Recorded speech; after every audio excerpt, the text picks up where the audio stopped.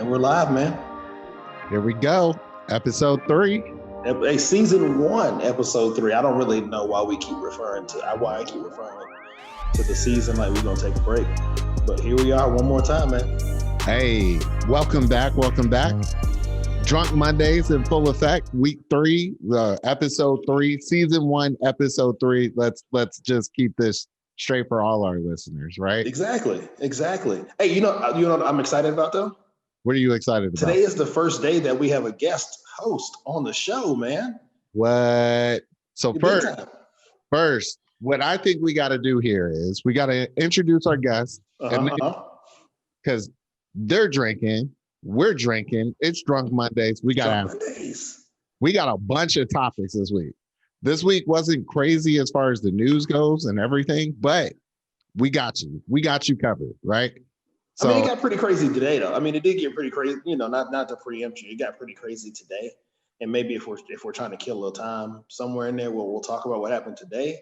But yeah, man, it wasn't a crazy week up until literally like right before we got on to shoot this episode. Right, I started getting crazy types of alerts. Right, CNN is blowing me up, man, like with all different types of craziness. So yeah. So let's jump into the drinks real quick. So Jeff, what you drinking on? No. Hold on. We gotta let our guests go first. Introduce Akuba. God, I'm so sorry. Right. She just on the show. You just like, hey, we're just gonna not talk about the other person on the show today. So then Jeff, introduce our guest. Yeah, so man, Akuba has been a good friend of mine. We go back to like 01 UGA days, the street between Russell and Creswell. I stayed in Russell, she stayed in Creswell. And so yeah, we've been good friends ever since then. And so she was like on the initial, like, hey, y'all should do a podcast, right? She was at that the launch drink session 2 or 3 weeks ago. She was like, yeah, that sounds like a great idea. You should name it and do this. And hey, buy the website. So Akuba, man, welcome to the show. Thank you for having me. Thanks, guys. All right, you got to go first. So what are you drinking? And why? I am drinking Hennessy and ginger ale. And the why is Hennessy is my go-to. We keep it almost on tap. And I like to drink when I cook. And I did cook tonight. So I like to be drunk and do that. So that's my why. Hold on. What did you cook today? I did a shrimp spaghetti, I guess. Okay. Yeah, I don't know if that's a thing. We had some shrimp left over and needed a quick meal, so that's what we ended with. Now, is Hennessy your like go-to drink, or is it like that's been my pandemic hustle? It's my go-to liquor. I was late to the Hennessy train. It was maybe, I want to say 4 or 5 years ago. I was at my cousin's wedding. All she had was brown. And I was like, okay, I'll try some Hennessy. You know, all the rappers talk about it. And I got so messed up watching the Lifetime version of Straight Outta Compton.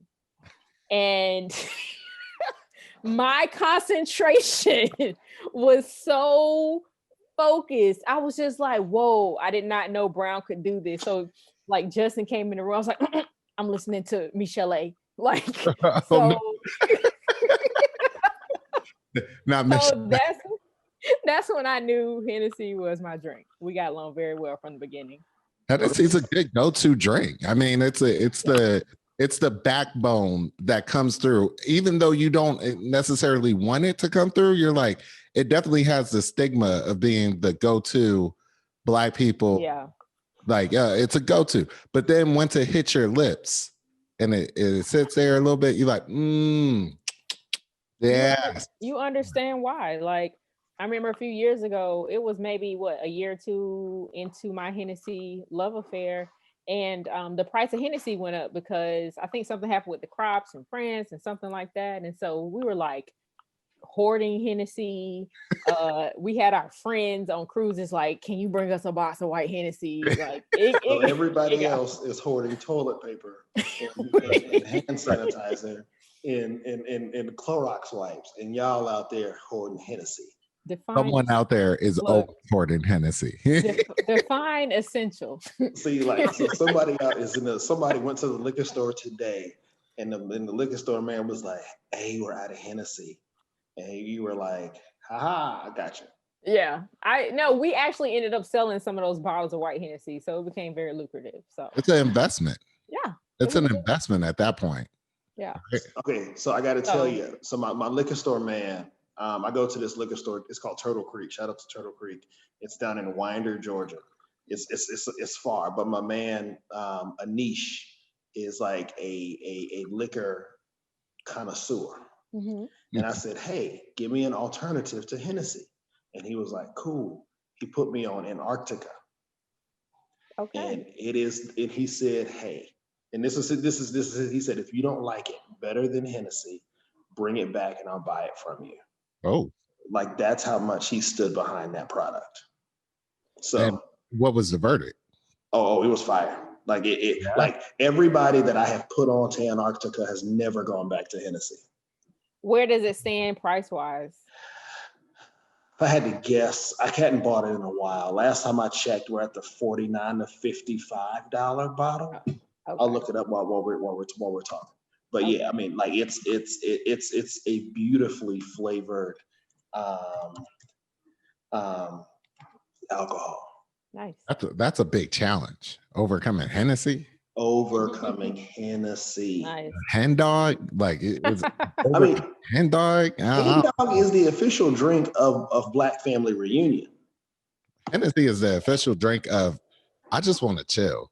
I'm pretty sure Hennessy is about to endorse 21 because everyone coming out of 2020 is going to be like, yeah, I just need a cup of Hennessy right now. I just need to kind of chill out Yeah, I think everybody's just over 2020. Yeah. And I would agree. I think by the time we get to 2021, it's gonna be like, yeah. But that's the thing about Hennessy, it's actually really good. I was like, oh, this is what the rappers were talking about. So they weren't lying. They weren't lying. That's what you felt in your spirit? They were not lying. So what are you all drinking on? So Jeff, what you got? You got today, so today, man, I am going with what am I going with today? Oh, Elijah Craig today. Going with Elijah Craig today with a splash of ginger ale, a little bit of lime. Because last week I went with Uncle Nearest, and then I went with before that Woodford Reserve. So this is getting kind of hard because I feel like next week I've started this trend of not drinking the same thing twice. Yeah, and so I don't know how long I'll be able to keep that up. You got have 52 bottles. You're gonna have a whole collection. Well, see, so the top row behind me is all wine. So wine, and then there's some liqueurs hidden in the back. So just in case somebody comes over and they want to, it's like some blue curacao in there, like the vanilla, whatever, because the vanilla joint mixed with the Crown Maple gives you a really nice kind of breakfast. Almost, I made a drink one time with that called Breakfast in Bed. Okay. And so it was the Crown Maple with a splash of the vanilla liqueur. Boom. It was called Breakfast in Bed. It was beautiful. So anyway, back to your original question. I'm drinking today Elijah Craig with a splash of ginger ale and a lime. Nice. That's a pretty good drink. What are you drinking on today? I am following Akuba's lead, and I am drinking Hennessy. I think the only difference is this is my cup of Hennessy. So if you could see that, it's a nice, sizable. So it's all Hennessy. It's all Hennessy. On a Monday. Oh, nice. I feel you. That's what this is about. How good is life that you're drinking a full glass of Hennessy on a Monday? We might not get through the whole cup, but have no, that's your commitment. You got to get through the whole cup. The whole thing. The whole thing. It's not a full show if you don't get through the whole cup. Oh, it's gonna be a long show. Guess what's not my problem? So guys, I feel honored to be your first guest. I really appreciate it. I will have to say this though. Maybe I had a little too much to drink at that when we went out the last time, because I thought we were all launching the podcast. So I was like, so when y'all sent the first one over, I was like, oh, well, maybe I missed something in this conversation, but more power to you. No. Okay, so real talk. Like when Carrie and I first got on that first one, I'm sitting there thinking to myself, is this supposed to be me and him, or is this everybody? Yeah, I can't remember. No, we here now, so let's just roll with it. That's why I sent y'all my availability. Hey, so I feel like from now on, you should just be a featured guest and be on it all the time. I'll drink to that. Hey, it's a cheap. Hold on, pause. We'll drink to that. Bow. Cheers. Hey, I'm feeling the chemistry, Akuba. You haven't even thrown, like that's the cool thing about inviting you on today is because the chemistry is still popping and it's still a vibe. So this is awesome. I mean, y'all are just people definitely underestimate the vibe of even when we get together for dinner. Like, oh yeah, I'm still laughing about the last time. Our listeners have no idea that when we get together, it is always epic, and it is always like people kind of leaning in, listening, like what's going on? Because we just have a great time, right? Yeah. All right, so hold on. So should we do this then? So how about? I don't know when we can do it, but we will do a Drunk Mondays episode that's not filmed on Monday, but it's just the next time we go out to dinner, we will just record the entire engagement and we'll chop it up and that'll be the episode for that week whenever we do it. So are we going to include the executive producers? I feel like we should. We have to. We should. They're as long as they don't mess up the chemistry of this podcast, right? Yeah. Are they? But see, it's hard when you take a behind the scenes character and you bring them in front of the camera. Right. With the right amount of drink, though. That sounds like a hater. I said David Ruffin and the Temptations. No, all right. So we'll get the schedule for, I don't know, after Thanksgiving or whatever. That doesn't matter. Hell, we can do it. We can if everybody. No, Carrie, you got folks coming in town, so we can't even do it this week.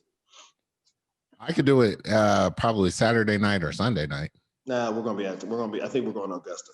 Maybe. Well, I don't know. We have to figure it out. Especially with the holidays coming up, there's going to be enough places to hopefully get together again. Oh yeah, we'll make this happen because this sounds fun. I don't really know what this looks like. It's just going to be everybody walking around with their phones, recording the hell out of everything that we talk about, and we're going to splice it all together, and it's going to be random and crazy.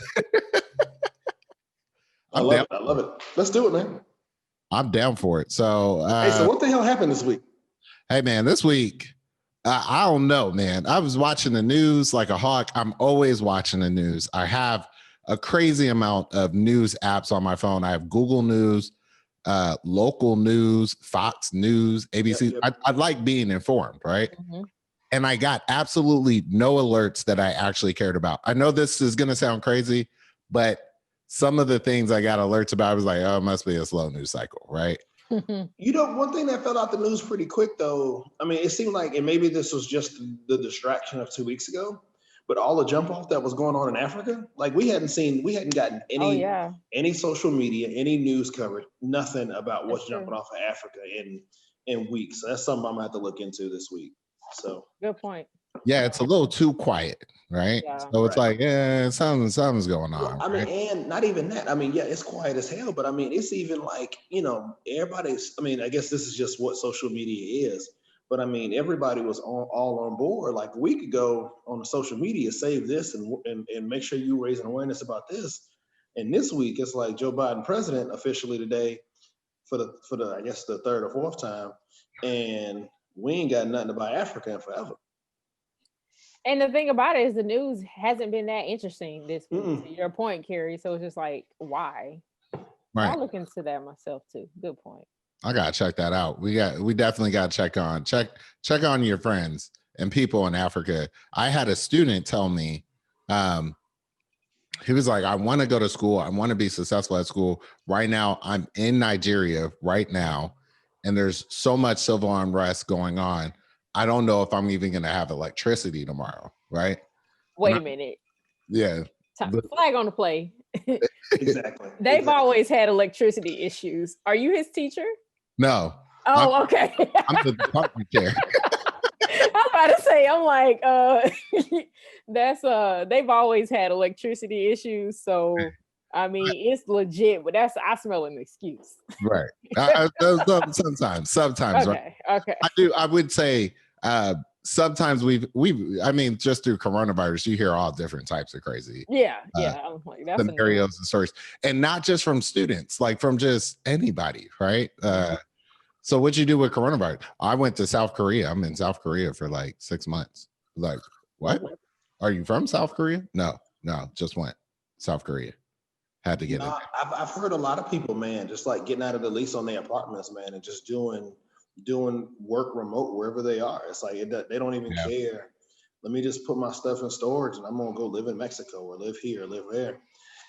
If you got that level of flexibility in your life, man, now is the time to just go ahead and do it. Right. So, I mean, talking about other news out there, let's see. In football world, Joe Burrows went down. He's injured. Oh, yeah. Right? Towards ACL and everything else in his knee. Right. And that's on the Bengals, right? Like, come on, man. We could have done better here. That's gonna be my come on, man, for this week. Like, yeah come on, man. We could have did better by Joe Burrows, right? I didn't really care for him, not a big LSU fan, but I understand the investment and the heartbreak for the Bengals. The dude was winning, so I gotta feel bad for the kid. Right. I'm trying to think of what else. Maybe anything happened entertainment wise. I know they had the American Music Awards, right? Didn't see it. The AMA Awards aren't a show that I particularly have on my queue of like, I gotta watch it, right?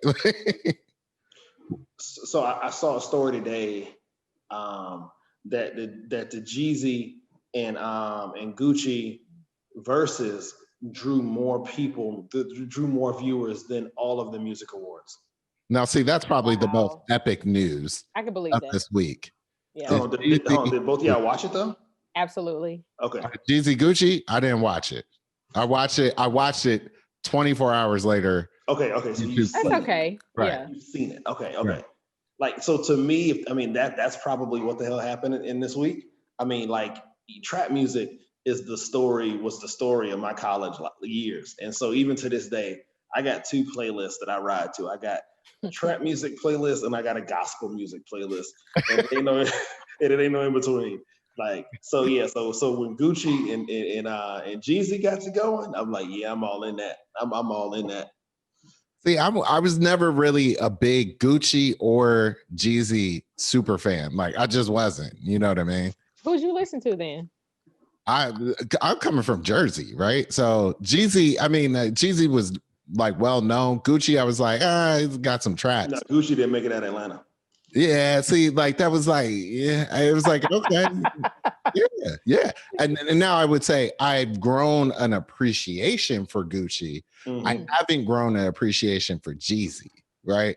Okay. And that's just, I got tired of the cadence of the flow.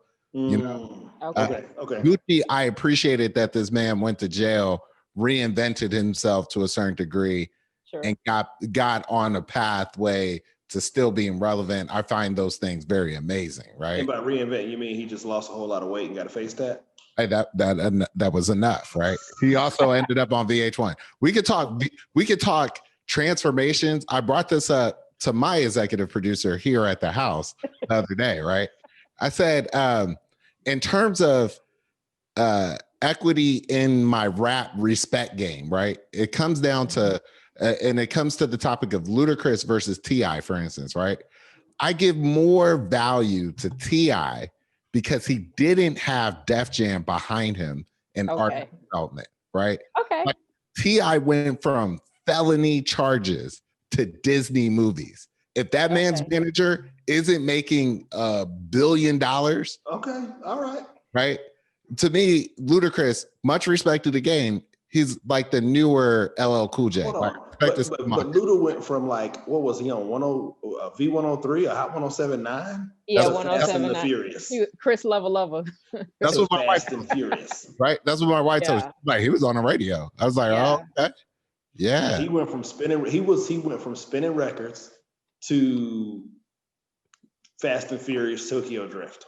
But I just never had a whole lot of respect for Ludacris's career. I was holding my breath when you said T.I. and Ludacris. I was like, where are we going with this? You made great points, but I just have never taken him seriously. Yeah, like I expect to see Ludacris on an episode of NCIS, and like, you know, like it's not a roast. It's like I'm really not trying to roast. It's just I wouldn't be surprised if they said next week on NCIS Colorado, Ludacris is like as an extra, like no, he got the whole series. He got the whole series. Feature. Just walking by. So when LL Cool J eventually steps down from NCIS, they bring in Ludacris. Yeah, Ludacris is super neutral, super safe. That's making Buddha. Darn, I wish you guys wouldn't have said that, because now I start to think about. I'm starting to view Ludacris like negatively. It's not negative. Someone has to fill that spot. Right. I mean, so somebody has to. All right. So then here's the follow up then, because Ice-T went from banging to a reoccurring full time role on Law and Order SVU. So then who's taking over for Ice-T when he drops out the game? Because we already done said Luda taking over for LL Cool J. I already know who's going to take over for Ice-T. Oh. It's going to be 50 Cent. What are you talking about? It already is. It already is. I'm like, you have to have a true gangster that has gone over into the big screen. And that went from robbing people to robbing networks of millions of dollars, right? Like, I'm not mad at you. The come up. I have a come up quotient. Man, I had to come up. That was I have a come up quotient. When T.I. moves from Dope Boys in the Trap to Ant-Man 2, I was like, they brought this guy back for Ant-Man 2? Yeah. Ant-Man 2? That's a sequel. Yeah. It might be an Ant-Man 3. And now he's in the franchise. You're basically a get more money. I guess once you get Disney money, is the caveat, like once you start getting Disney money, you've officially crossed over. Like you're done. You can't really rap no more. That's the thing. Yes, you can. When I think about T.I., I don't think he crossed over, right? I don't. They crossed over to T.I. It was like Disney kind of way, you know. They kind of took a turn. They went left. I thought they would have went right. You know what I mean? But T.I. plays the same character in every movie he's in. He literally he was the same character in what's his first movie where they was in Atlanta? Was it ATL? ATL, yeah. He literally plays the exact same character no matter what movie he's in. He's just this rapper.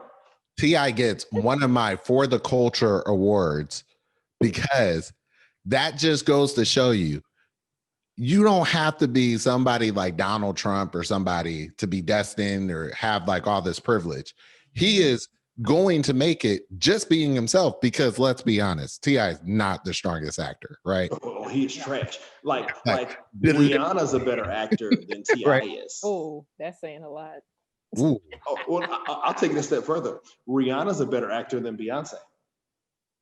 Let's see. I can agree with that. I do not need to. I am not missing Beyonce as an actress in my life.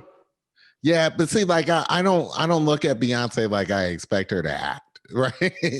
I do in a movie. the best acting that I thought she did was Dreamgirls, right? And I was like, I'm not clear that she's actually playing this role or this is actually Beyonce, right? Like they just took Beyonce and put her in a random time machine and mixed her with play Beyonce and say, hey, be yourself, you know, like go out there, do your lines, kid, you know. And she went out there and she killed it. Head pat. Right. That she did great, right? She's gonna make it just off of being Beyonce, right? So can I just say something real quick? I see the rabbit hole y'all go down. Because I'm like, yo, what does this have to do with current events?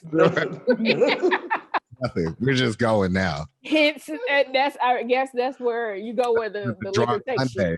That's where the liquor takes you. Liquidification of an agenda. Well, folks, we put liquid vacation. We put together agenda today. We were like, we're gonna stick to the script, and it ain't happen.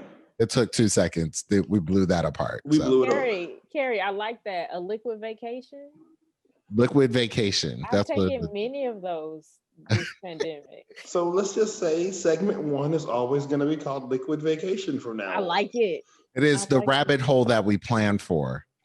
But I will argue that every one of the times we get together, the entire experience is one long ass rabbit hole. Right. It might be several like if there's 6 of us at a table, there could be 3 or 4 rabbit holes. Right. You're just experiencing all of them simultaneously. It's like, I'm just going to jump in and out of other people's rabbit holes. Right. But that's why it's like, you have to watch us kind of interact with each other, because if I were to explain it to you, you wouldn't understand what's going on here. You'd be like, this is the worst dinner. I feel like y'all are on crack or LSD. Everyone's everywhere. What's happening? Who's talking to who? And everyone's talking to everyone at all the time until the food comes out. And then this last one was, how good is that burger? Oh, it's like Checker Burger good, right? And it was like, hey, let me say, those fries was lit though. That whole experience was lit. That's happening again this week. Can I say something? And I was having a conversation with Candace about this. I have never officially named a favorite restaurant. Never. I've never named a favorite restaurant. I have a list, and they just kind of fluctuate. Beetle Cat might be my favorite restaurant. I've had nothing but positive experiences there. I think Beetle Cat is become a central restaurant. I don't know if it's my favorite though. I've never had a bad meal. I've never had a bad experience. What's your top 3, Jeff? All right. Let's see. Where did we have my birthday? This is how Akuba gets you, because remember, she threw this out to the waiter. It was like, what's your top 3 burger? Yeah. So I don't like to make people choose like that. So where did I have where was it that I had my birthday that time? Where we got flat waisted and my man was like, Basil? Tequila for every Basil. Oh, so Basil's, yeah. Basil's is on the list because they had that fire lamb shank. Yeah. And I remember all night, and it could have been just the alcohol, but I kept lifting my bowl, singing "Now Behold the Lamb." It was like, "Now behold." I was like, "Geez, I'm drunk as hell, messing with Jesus." And so, Basil's is on the list. Okay. There's an Italian restaurant in Charlotte, North Carolina, called Fayama, and it's literally in a strip mall. And I said I would never eat there at a strip mall kind of restaurant. And the reviews was just that fire. And Candace and I went probably, I think it was like a baby moon kind of thing. And y'all know me, I don't like to eat at the same restaurant. And we went 3 days in a row. Best Italian food I've ever had in my life. And Beetle Cat has to be on the list because the environment is fire and the food is always a hit. And then I'd probably have to throw Bones Steakhouse in there. Yeah, Bones is a tough because the steak is fire, and they had a salad. I don't really like salad, but the salad was fire. It's called the Esmeralda salad. Oh, okay. And so I think those are in those that kind of rounds out the list. I think. Okay. How about you, Carrie? I don't know. I have so basic of a food palate. Like, so like if someone asks me like, hey, where you want to go eat? I'll be like, if I want a cheesesteak, I'm gonna go to Fred's Meat and Bread, right? Or if I want some chicken, I'll probably go to Harold's Chicken downtown. Okay. I don't know what they did to this chicken, but this chicken is it's chicken plus. It's like, I don't know what just happened here. If you love your chicken, that's what you get. That's what happens. And then the lines of people outside the door kind of confirmed that yes, this is legit. My favorite burger spot was Holman and Finch, right? Then solid recently choice. We went to Pond City Market, and I was like, these fries don't look like Holman and Finch fries, right? The onion rings didn't look like Holman and Finch onion rings because it's like an onion straw type of deal, right? I bit into this burger. I was like, this is not a Holman and Finch burger. And I'm pretty sure they're under new management or new ownership, whatever. And I was like, nah, you just got crossed off the list. This was cross them off. Right. So now I think I would replace them with my top barbecue place, which is Fox Brothers Barbecue downtown. That's a solid That's choice. my spot. That's a solid choice. That's a solid choice. Yeah. Yes. That's solid. Yeah. Like, It's always too crowded at Fox Brothers. I trust your recommendations. I don't eat there. I always get it to go. Yeah. See, that's because y'all live in places that will get you Fox Brothers. Like, we live out here in You're right. Gwinnett, So if you come in, you eat sometimes trying to park at Fox Brothers is indeed a championship round of parking and Tetris, right? Yeah. Okay. So maybe we meet at Akuba's house and we order Fox Brothers. Park there. Yep. All right, Carrie. I trust your restaurant recommendations. Then. So you don't trust mine? Is what you're saying? Recency bias. He categorizes things the way I do. So that was a trick question, Jeff. You can't have just 3 favorite restaurants. They have to be in categories. So you got to name your 3 favorite burger spots, your favorite sushi spot, your favorite, etc. However, Basil's is on my overall favorite, but I think they might be the only one that's like best overall. Yeah, Basil's is on there probably because of the experience. It was the experience. Yeah. Right? Yeah. And it's like, you get in there, great ownership, great management, great staff. The staff themselves were like, we don't know what's going on here. There's something magical happening here. We're just going to keep feeding it. And they just kept it going. Jeff, since your birthday, we've been there for every major event. My bachelorette. Seriously. We've had many birthdays. We've had couples nights, like marriage ministry kind of things. I mean, we've done so many things at Basil's now. Like, it is our staple. I don't even so sadly enough, I don't remember the food, what it tastes like. I just remember the experience in singing "Now Behold the Lamb" because I got the lamb shake. And this. Yeah, and this. Right. And this. And for our viewers and listeners that don't know what we're doing, just to give you some context, and then we got to get out this rabbit hole because we have to talk about, right? So every time we get together, we're in a group. The group is doing things. We're all getting stuff, and it's so well. This group kind of functions in a way that no one really kind of trips about the check. You don't have that friend that's like, well, I ordered cheesesteaks one time. Who ordered it 3 other times? Because I'm only paying for mine, right? So we don't have that type of friendship. And it's all love. It's all good. We just want to get together and have a good time. So we were talking about how to split up the check, how to pay for the check this one time.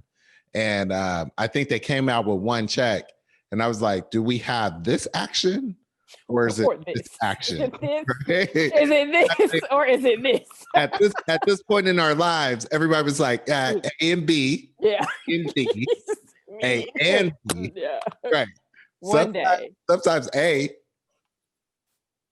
B, right? Look, the birthday person, right? I got it. Just a tap pow, right? But then the owner came out and he's like, everyone's going to do the drink. And I was like, I think he bought us some drinks and he did like this. Around. They told him, they said, he's out of Patron. We have no more Patron left in this building. And he said, crack open the big bottle. And everyone's face got shocked. Like, we don't touch the big bottle, right? He said, open the big bottle. Everyone's going to have a shot. And I was like, my wrist just doesn't do this yet. Right? As you can see, my wrist is getting there, right? But that was I think that was like the second or third bottle, though. Because and I think to give people reference, like we're talking about 10, 12 people, right? Like this isn't the 6 of us. This is 10, 12 people. So my man started pouring shots. And I'm like, who's paying for these shots? Right. And then he sat down on my lap, and I'm like, bro, why are you sitting on my lap? Yeah. And then he said, bring out the big bottle, and it was like more shots for everybody. Yeah. And they just kept on coming. I mean, this was an epic. This was one of, I would have to say, Basil's is probably, it goes down in the Hall of Fame of group dinners, right? Absolutely. Yeah. That was it. That's the type of birthday celebration you want, right? Mm-hmm. Yeah. The one that's like, this was epic. I don't know what just happened here. I don't remember. Yeah. I don't remember getting home. That's a good birthday. I just don't. I don't. I mean, I think it was 30. I might have said maybe his 30th birthday. Because that seems like that's too recent. Carrie, when weren't did you get married? yet. No, it was before Justin and I were married because I went there for my bachelorette. So we hadn't had one before. Then hell, I don't remember what birthday it was for then. This shit was crazy either way. It was a. I mean, there was a reason why it was this, because nobody could afford to pay for this. Right. No one's everybody's paying for this. Even you couldn't even have got me to pay for this, even if you cash at me the money first. Yeah. Right. So this was okay. This was before Cash App because we weren't sending each other no money. Yeah. Right. Like y'all my peoples, but y'all not. Yeah. Right. And he loves you, Jeff, because he has not done this again. I've been waiting. I was like, well, one day. How you doing? So do we need to go back and see if we can recreate that? I think, yeah. You remember? there has been a couple of times where we've gone out and I've been like, I don't know that this would happen again, right? Like I could try and tell someone like, oh, go there on a nice night. Maybe he'll open up the big bottle. But I mean, we opened up the big bottle. It's gone now, right? We had the perfect storm. It was the perfect group of people. People were sitting at different tables, but the atmosphere that was created in that space was a party. And I think I think we infected the rest of the restaurant because it seems like when our group walked in and we started having a good time, the music started and everybody just picked up the energy and we were loud and obnoxious and we were all having a great time. And yeah, I don't think you can recreate that moment. I don't think we were loud and obnoxious. I think people can feel the energy. Yeah, maybe that's the right way to say it. You know what I mean? It just elevates. Everything becomes like, oh, this is going to be a good time. We're going to have a good time. And you're not dealing with people that are like, okay, so you know how she ordered that vodka, right? Yep. Can you put extra ice in that vodka? Could you hit that with a couple little H2O? Can you tap that off? More juice. All right, hey, I'm gonna dig us out this rabbit hole because we're in it. We've been in the rabbit hole for a minute, but it's cool. I love the rabbit hole experience is fun, and I think that's what makes our podcast fun and unique. But did everybody catch the Will Smith Fresh Prince of Bel-Air reunion? Yes. Woo! Yeah. What? This was major. Akuba, thoughts? What did you think? I really enjoyed it. I was trying to remember, did they do a 20th year? I don't really remember that. I don't think they did. I laughed, I cried, I reminisced, I danced. We unpacked quite a bit of it Saturday that I think we'll get to. I loved it. I want to see more of it. I can't wait for the drama series. I'm here for everything that they want to do coming from the franchise. Okay. I'm here for it. What about you, Jeff? What you think about it? I think what it did for me, man, is it made me reminisce on my favorite episodes and how awesome and funny and real. I don't think I appreciated that show for what it was when we were watching it. Yeah. But I mean, I remember that episode where Will Smith is sitting in the hospital bed and Carlton walks in with the gun and he's like, "You owe me." And I'm like, how relevant, I watched and then the episode where they got pulled over, and I watched, you just you go through your mind and like, how relevant was that show to what we go through today, right? Like, and so it was just funny as I mean, and then on top of that, the comedy was real, right? Mm-hmm. The comedy was funny, so yeah, and then I don't think I really understood when we were watching the show, because I think we were teenagers, I think. And younger. Yeah, when Aunt Viv got replaced. And so I don't think that really hit, I don't really, like, oh, okay, they went from Aunt Viv to Aunt Viv, right?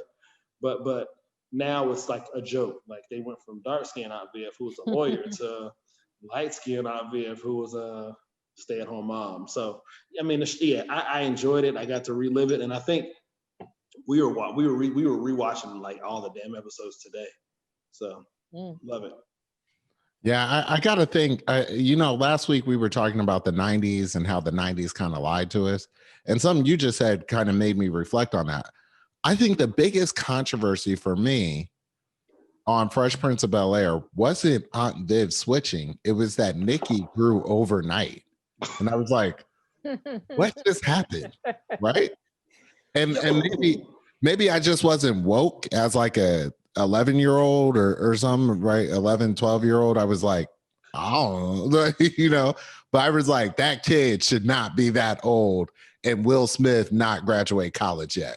I don't know a lot of things, but I know that doesn't line up that way. Okay, real talk. When they brought Nikki out as the adult character, I was like, yo. I was weirded out. It was awkward. I like, first off, I thought, yo, his waves is fire. And then I was like, bro, like life done been like rough to you a little bit. Like, you don't like, you was a cute little baby and now you just kind of look like I thought he came out with Jabot jeans. I thought he came out with some Jabot jeans. I cannot. He got on some Jabot jeans and a feline jacket. Wait a minute. I thought he's aged very well. He's like little Nicky with a mustache. And you're saying life has happened to him, Jeff? Yeah, he just looked like, bro, you was Nicky. Like you went from cute baby to like regular looking dude at Gwinnett Place Mall. No, he looks like scarily cute adult. No, he had a hair. Like my man was wearing a herringbone chain. See, I can't. Like, bruh, like you living in 1998. Right, just let it go. With a jean jacket, like, bro. Listen, he's waiting on his career to call back. He's waiting on his chance, and you never know. He might have a role to play in a drama, right? I'm about to look this up. What has he done ever since? Nothing. We go to IMDb. He's in Little Rascals and Independence Day. He was in Independence. Hold on, he was in Independence Day? Yeah, he's Will Smith's son. He was Will Smith's son. Oh, he was Will. So he went from playing Will Smith's nephew to Will Smith's son. Little cousin. And this is going to be a thing. I'm so glad that you brought this up because this hits at what this segment is really about. Heroes and villains of the week. Ladies and gentlemen, every week stuff happens. We get through this thing called life and we experience so many different things. There are heroes and there are villains, right? This week's villain of the week, if you ask Black Twitter and Black social media, seems to be Will Smith versus Aunt Viv, right? Fact. So if you have not watched the reunion special, we'll pause for all of 3 seconds. You can pause this and go watch it and then come back. No, right? I'm not. 1, 2, 3, go. 1, 2, 3, go. We're back. Thank you for now watching the reunion. You're now caught up. So Will Smith and Aunt Viv have problems, right? There's always been years of problems of allegations of Will Smith blocking Aunt Vivian from getting her just due. And this has kind of gone back and forth. And they finally have a sit down and they adequately built this up in the trailer and everything. What did you guys think of the sit down, the conversation that went down? Okay, I'll go. It was real. It wasn't sugar coated, and it brought layers and depth to what I just kind of knew on the surface. I think it was very tastefully done, and I'm sorry, my attention span has gone away. Are we talking about the whole conversation or just Will and not Viv? Just Will and not Viv. Okay, yeah. So it was tasteful, but she was like, "You can we curse?" Yeah, do what she okay. She politely said, "You fucked up my career." Right. And your words jacked me up, and it was a kiss of death for a dark-skinned Black woman in Hollywood. And so I respected her for that because she could have said it a million different ways. Yeah, Jeff, what do you think about it? First off, I love how you like leaned in and whispered into the mic. Can we curse? Like we like the volume didn't change. I'm so used to listening to podcasts, you know. Right. No, I mean, so there's a part of me that wants to say I feel Aunt Viv, right? Because being dark skinned in America, that shit just hit different, right? Like it's just different. And then so when you take that to Hollywood, I feel you, right? Like that's just different. There aren't a lot of, at the time, and even to this day, you know, dark skinned women ain't really winning like they should, right? So I feel her on that. But to place all of the blame at the feet of somebody when they started that show, what was he, 18, 19? He was a star. It doesn't matter how he was a star, right? I get it. But at the same time, you still talking about somebody that ain't making good value judgments because you're 18 and wealthy or 19 and freakishly wealthy. For her to be a grown ass adult and say, hey, I'm going to turn down this contract because stuff is going on in my own life, but my expectation is that another kid is going to come up off his money to save my career. Where on God's green earth has that ever happened? That shit wasn't happening on Seinfeld. I didn't read that article. Yes, I think so. So she was like, "Hey, my hope was that he would go to bat for me with the producers." Like, bro, yeah, take your money and get like. I'm sorry that you and your husband are having a hard time. You knew that. Take your money and go. Or you and your household are having a hard time. Take your money. Get your money and bite your tongue. But I have a hard time with a grown adult expecting more from a child or more from a 18, 19-year-old kid than they do of themselves. So I think there's blame to go around. What do you think, Carrie? We hashed this out in the parking lot. We had some conversations about Will Smith, right? And I appreciate Will Smith sitting down. I appreciated the commentary from everyone about how the show kind of functioned. I definitely think Will Smith was the nucleus of this show. Mm-hmm. And I don't know if that was intentional from the get-go, like if it was just like the ingredient list, we need a hip-hop young kid to be the nucleus of a Black family comedy on NBC, but it worked out that way, right? Mm-hmm. I think it's difficult, like Jeff said, to vilify Will Smith at 21 years old for everything. I think it is a tragedy what happened to her, right? Yeah, I would agree with that. I think I think in my mind, I can accept that was a tragedy and that sucks the way that played out, but also not attach blame to someone for that tragedy, right? It's a tragedy of circumstances to me, right?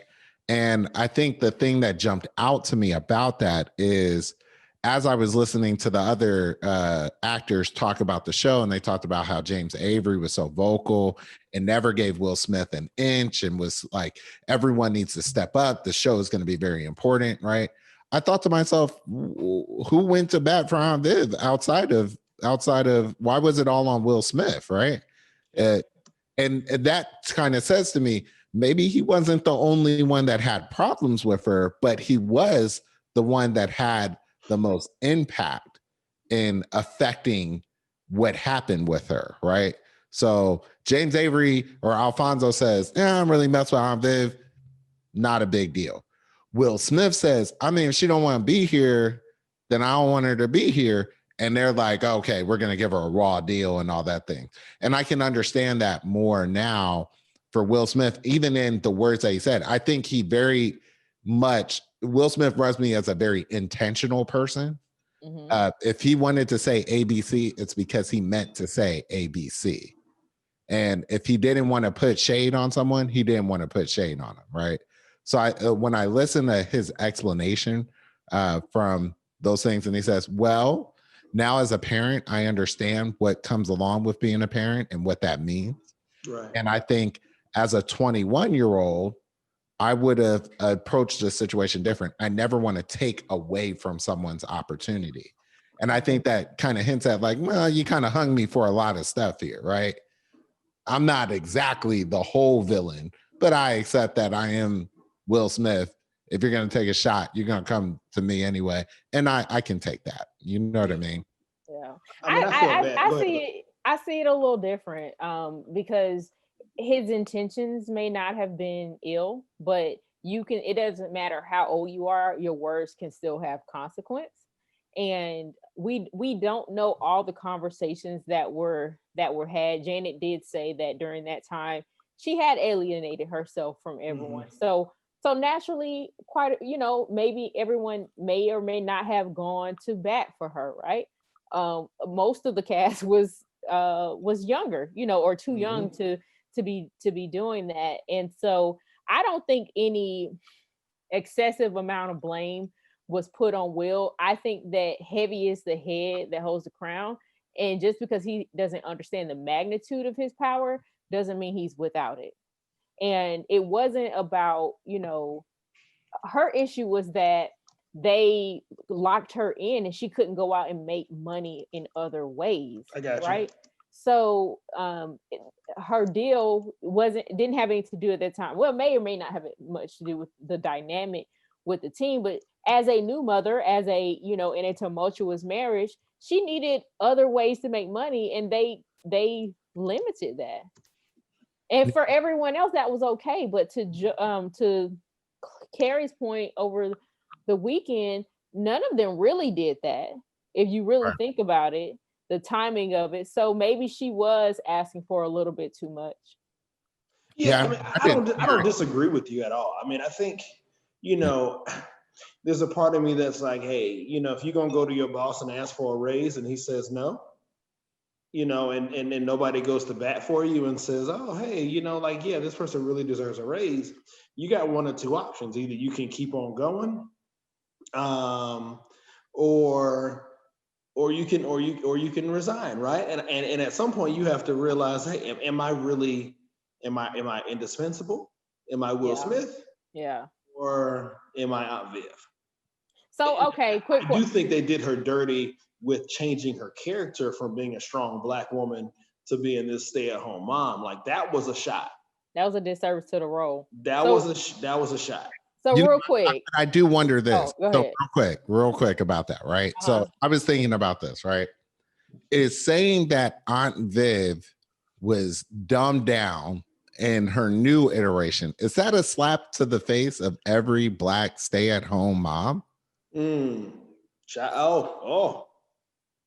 Because it could be. I mean, like, yeah, she's not out there and honestly, right? I watched a reunion special. I completely forgot that Aunt Viv was like a doctor, professor, PhD of African American history as they built that into her character. I had no idea I didn't remember any of that stuff, right? Yeah. But then I did feel that reaction of like, wow, look what they did to her, right? They kind of hung her a bit and then switched up her whole character.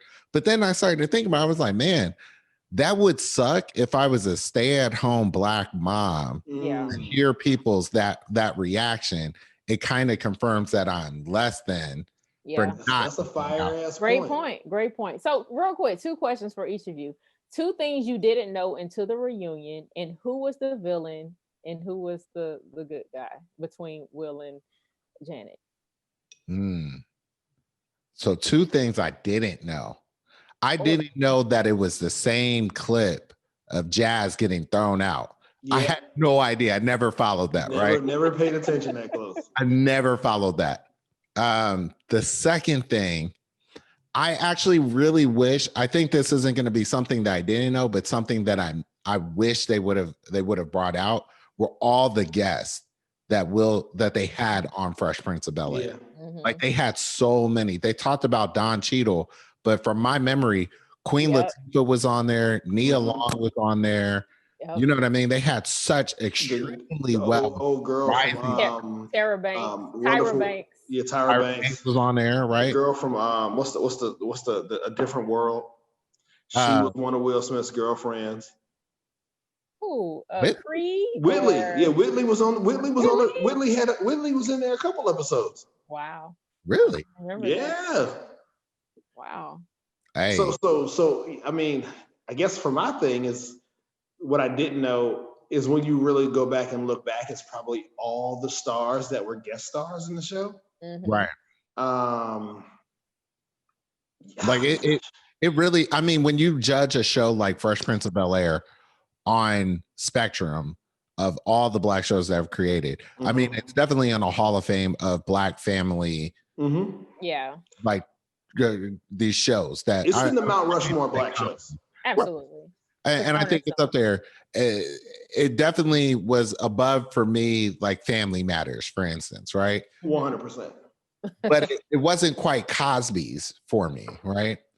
Cosby's was like, it's just a place that I think it's going to be hard to get to, right? Well, I mean, I think since you brought it up, I think Cosby's is just hard because I think it hit at a different time, right? Like you know. But did it though?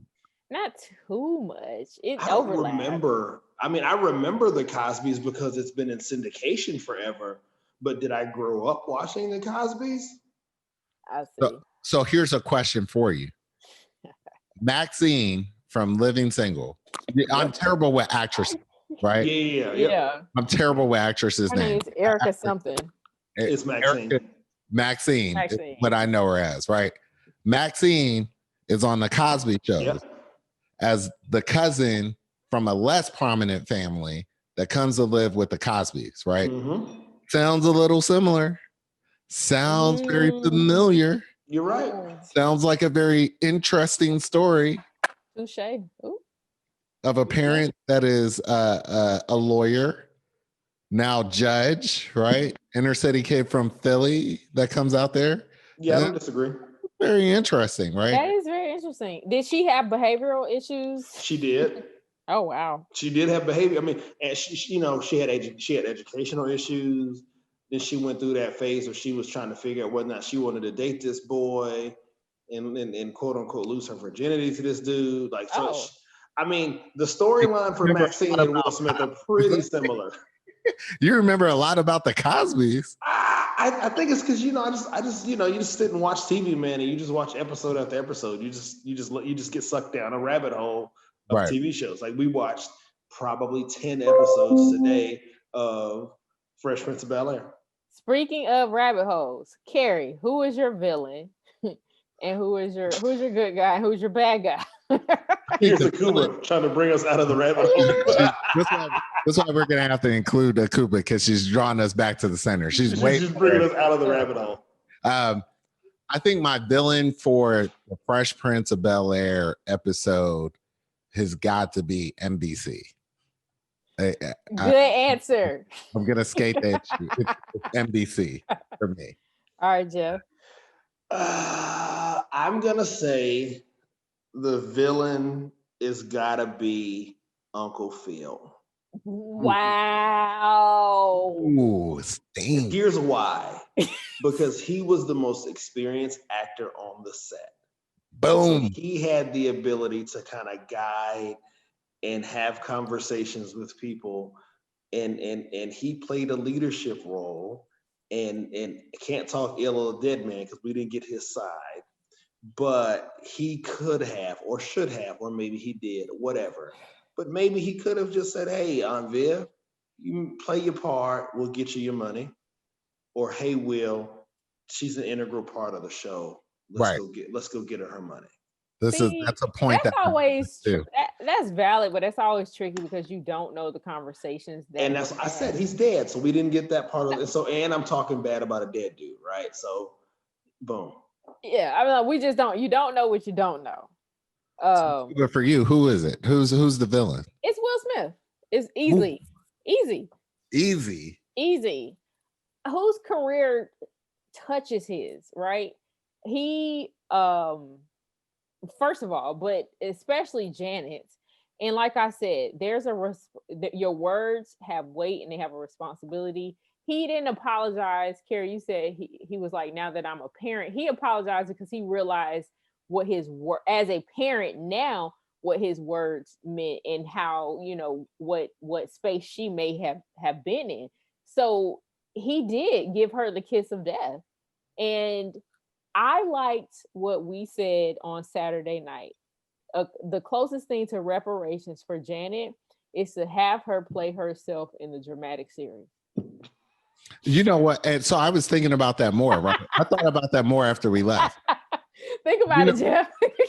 I think the perfect casting for Aunt Vivian in the dramatic version of this, I would actually like to see Kelly Rowland step into the role.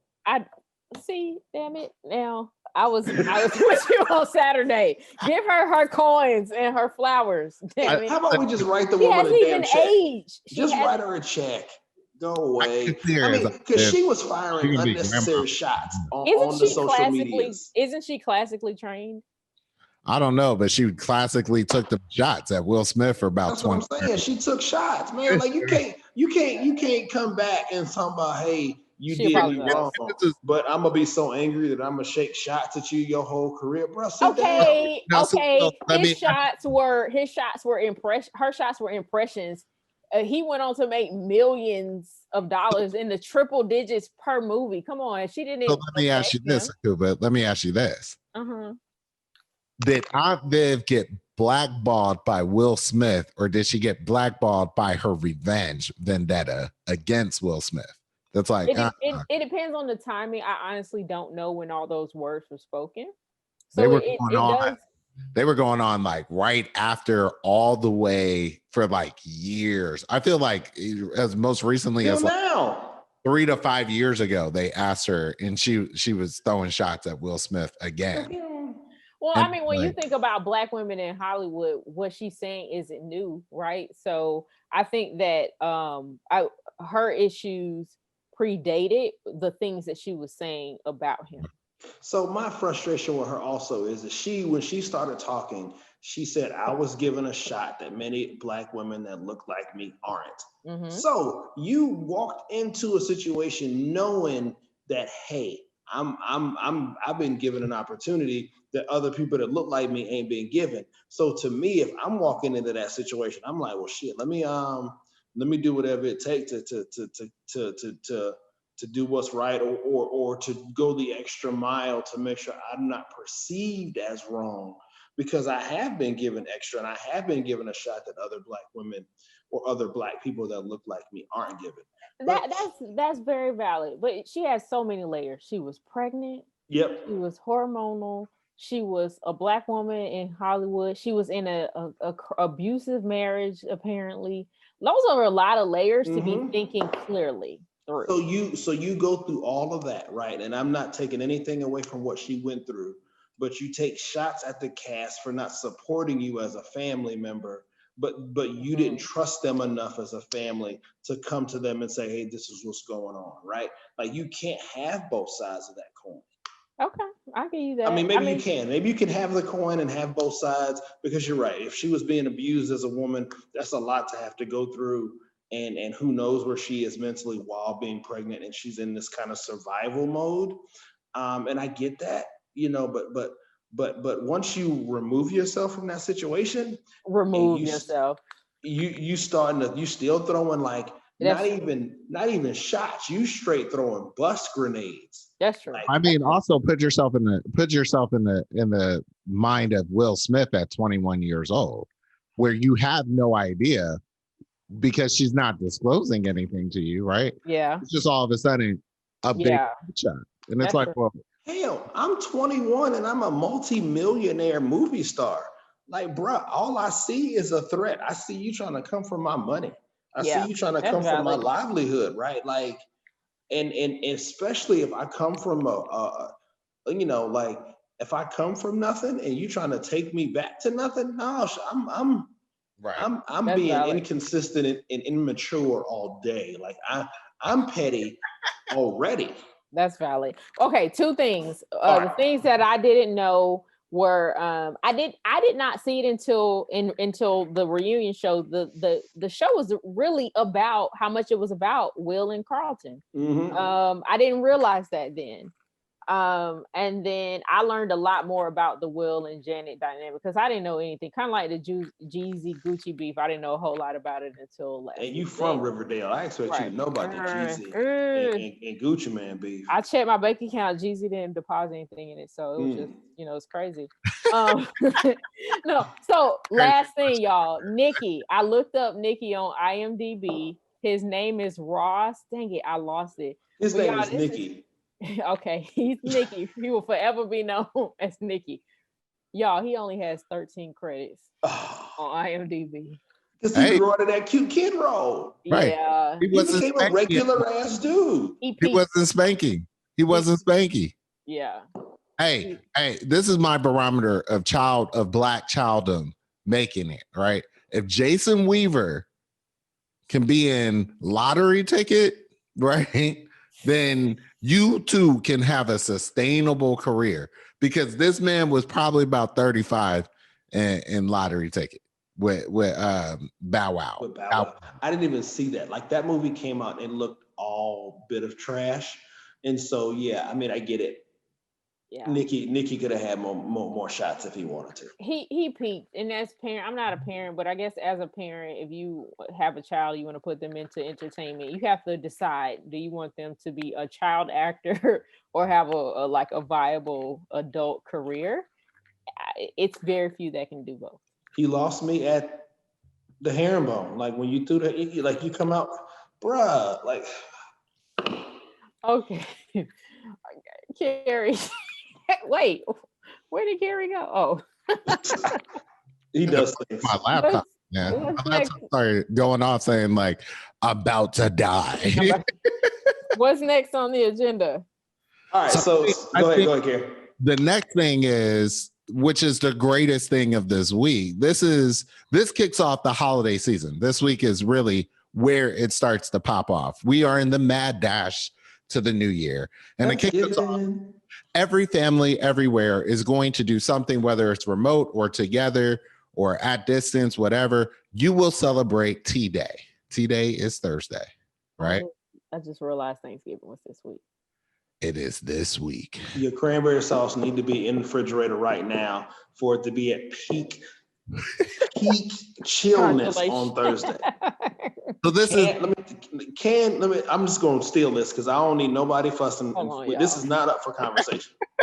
The only cranberry sauce that matters is the canned cranberries. That's it. Why do all that? Thank you. I thought see, some people mamas be doing the cranberry sauce that's made out of the real cranberries that got like onion and orange zest and cinnamon. Cranberry sauce out the can is all you need. Y'all. And if you open the can and it slide out, that's the wrong cranberry sauce. You need to put your knife up in there and then swirl it around the can, and then that thing slide out into a plastic Tupperware thing, because you don't need to put it in a regular bowl. It's you don't have to do all that.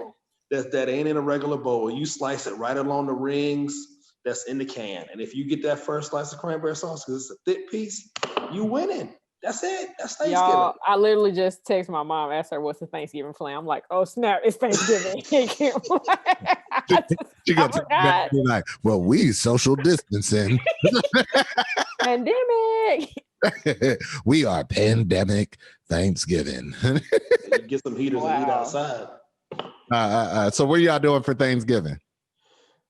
The same, man. We're gonna go do Candace. Candace mama live right around the corner.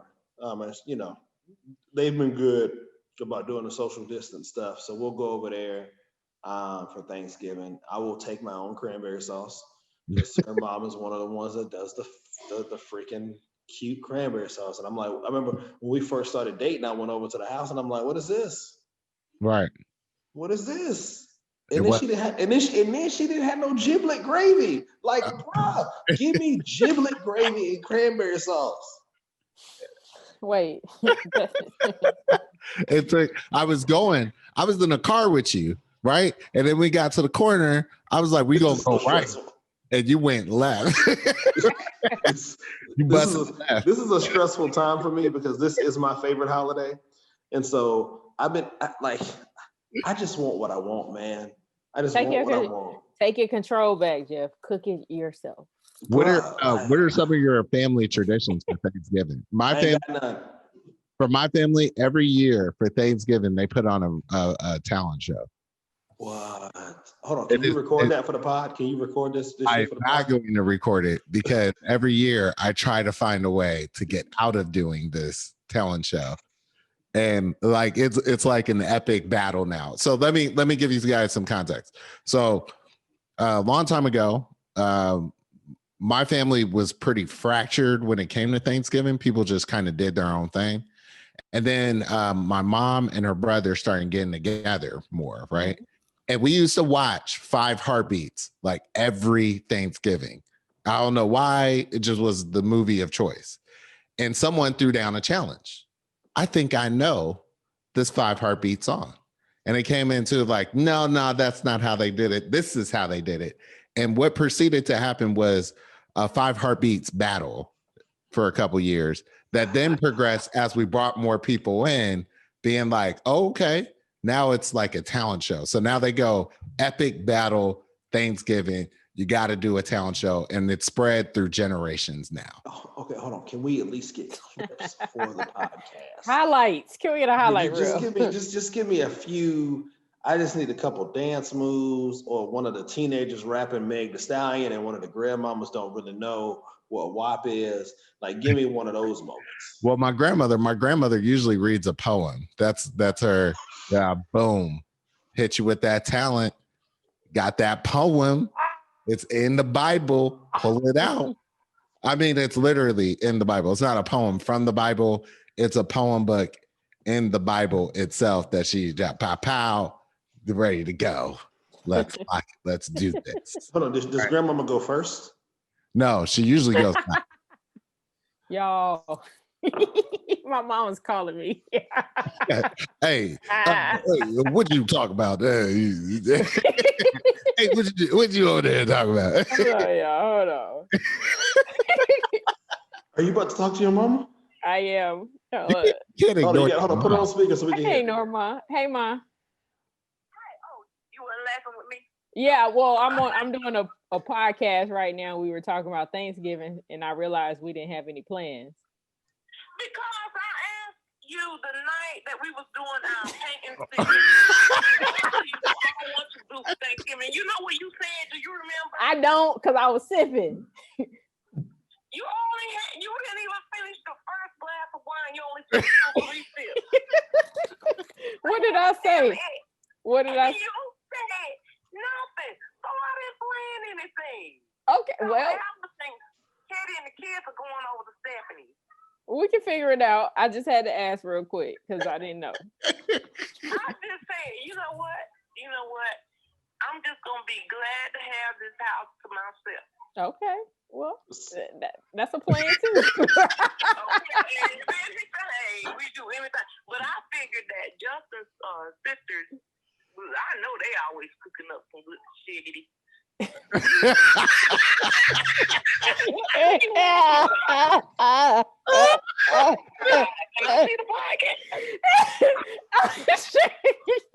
I'll send it to you. Oh shit!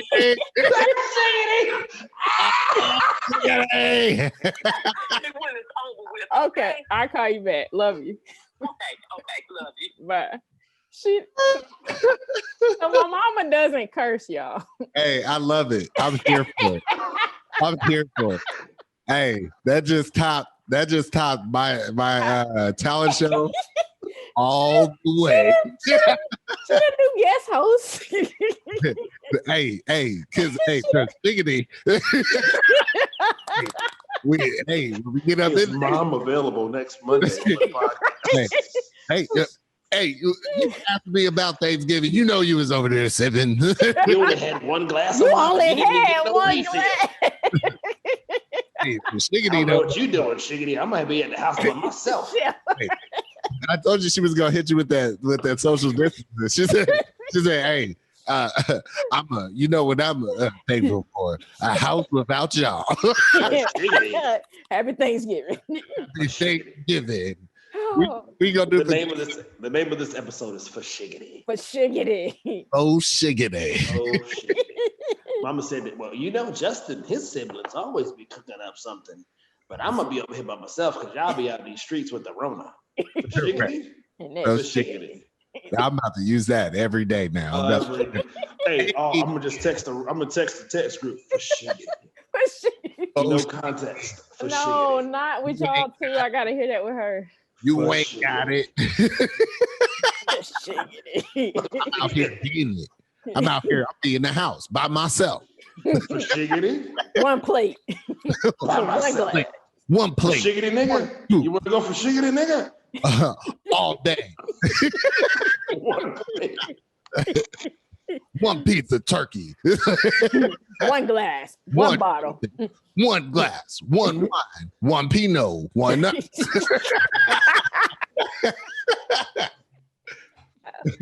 Oh gosh, I've enjoyed this, y'all. I can't.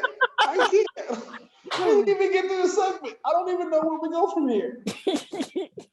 I think we landed. We're done. It's done. The segment is over. A double guest appearance. We landed. Right. Where'd you go? I'm sorry, y'all. Here is where I am. I'm sorry. That was my fault. and you know what makes it especially bad is that Akuba earlier said, hey, real quick, hey, can I curse? hey, because Mama don't let me. People be acting up out here, and I don't give a. Hey, can I curse? Yeah, I know my mama don't let me curse. Obviously, you can see she don't let me curse. She gonna listen to this now. You said shit now. Oh Lord, I done said it too. Your Thanksgiving is now prayer vigil. Right. I blame Hennessy. Yeah, I saw the podcast. You're talking about the Hennessy. Yeah, out there talking about measles and Hennessy and things. Oh no! One thing about my family, my mom's family, this traditions, right? Just real quick, having a glass of something is a tradition in my family. Yeah. My cousins, we have a saying like, if it look like liquor and it smell like liquor, give me some. That's like,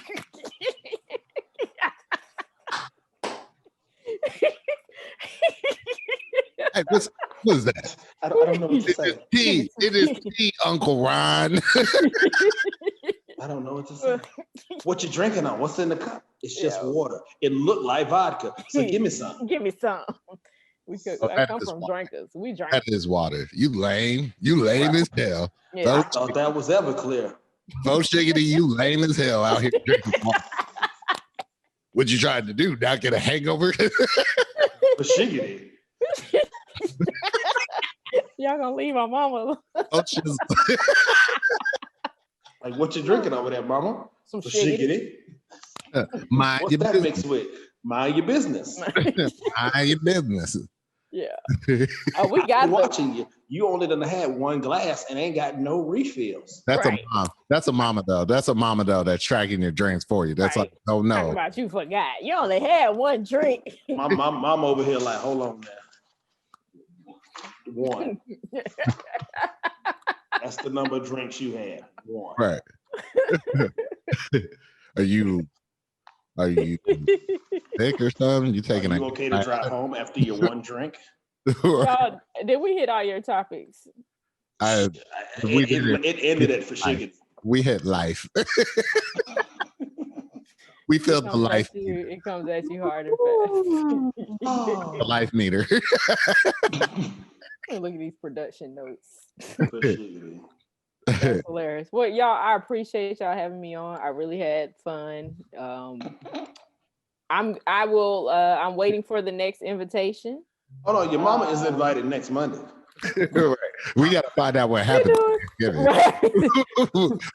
And I mean, it's perfect that you called her on speakerphone. She said, "Oh, I'm on a podcast." Oh, okay.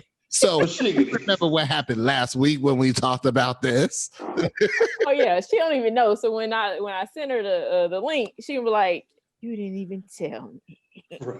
Out here betraying people. Yeah. You could have told me I was on speakerphone. What kind of shiggity is this? That's how she uses it.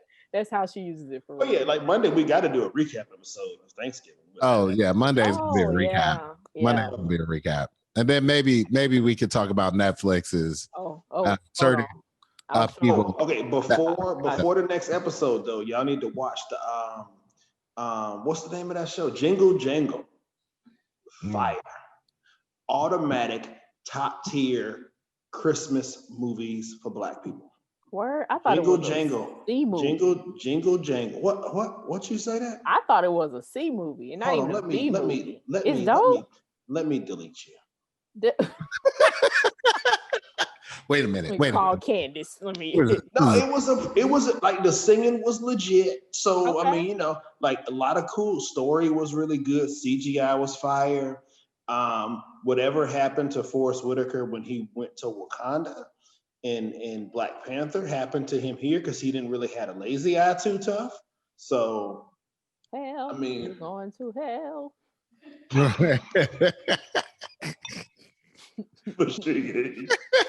If Forrest Whitaker don't do it, then James Avery will.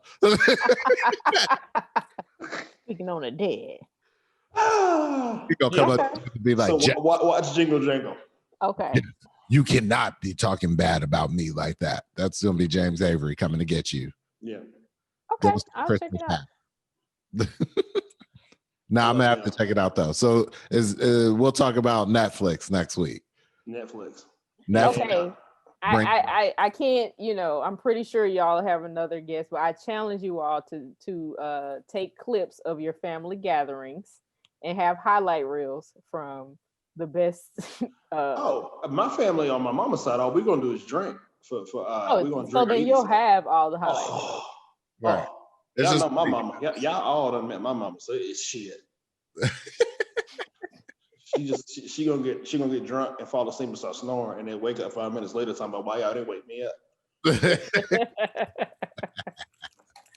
Cool. Oh, well, man. look, I'm gonna scoot now. I first of all, you see how low my eyes are.